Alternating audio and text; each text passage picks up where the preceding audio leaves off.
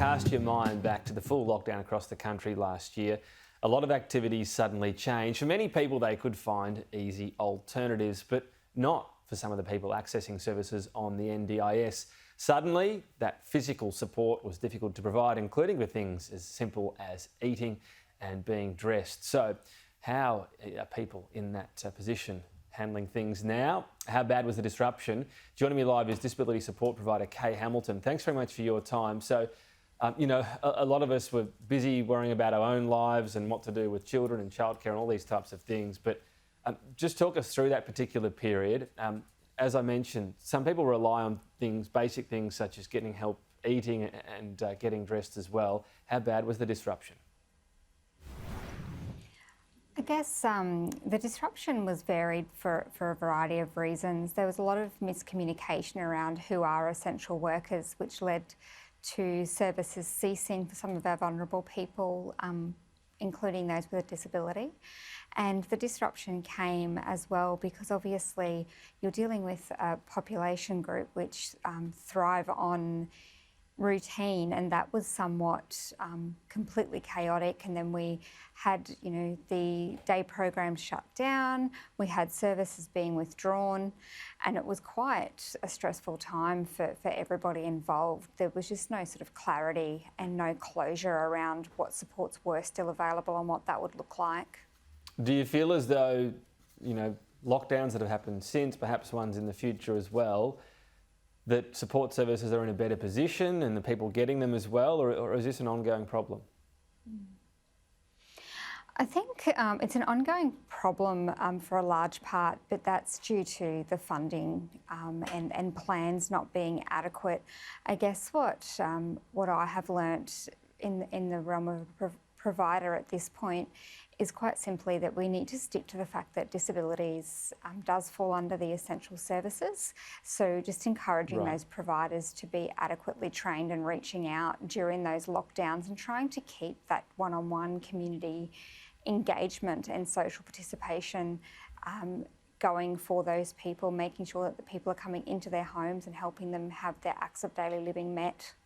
Yeah, you'd hope that definition is pretty clear considering what we're talking about here.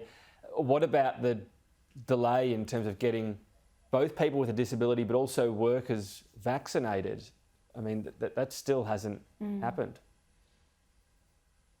No, look, it hasn't. I think that, again, that's very much a moving beast, with the fact that there are some unprecedented side effects from that. I guess what I would say to anybody that's considering having the vaccination, be it because they work in the sector or they are a person with a disability, is having those really clear discussions with their medical team to make an informed decision about what's right for them in their cases. I'm sure there will be some people that will go along and have it and have no concerns, but then I guess the more vulnerable somebody is, we need to be able to make informed decisions that best suit them in their individual situations. You're also the proud mum of 3 boys who are participants in the NDIS. Can you talk us through your personal experience over this time? Yeah, sure. So unfortunately, our personal experience wasn't a positive one. We did fall victim to plans being cut due to services not being available and funds not being used. And then you're also met, when you go to a review of that, you're met with almost some uneducation from the professional planners which are involved in making those plans. So we're seeing ridiculous things come into play now, such as specialist support services are being not funded despite the individual's needs. We're seeing things like activities being reduced because obviously the last 12 months certainly was unprecedented, but it wasn't a true reflection of, funds not being used isn't a true reflection of the individual needs. They just simply weren't being used because those needs weren't able to be met because services were so restricted during that time. So just finally, what's an example? You're sitting there waiting for someone to arrive, an activity to happen, perhaps some assistance, and then you have to explain, that they're not coming today?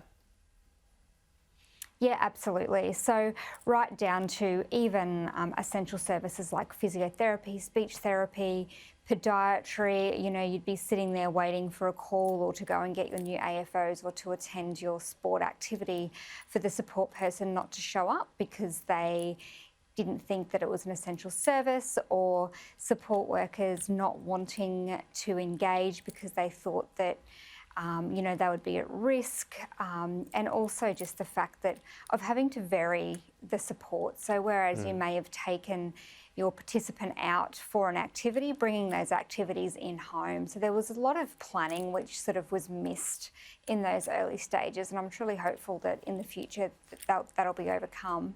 Yeah, well, let's hope so. Kaye Hamilton, we appreciate your time today and hope the situation does improve. Thank you. Thank you.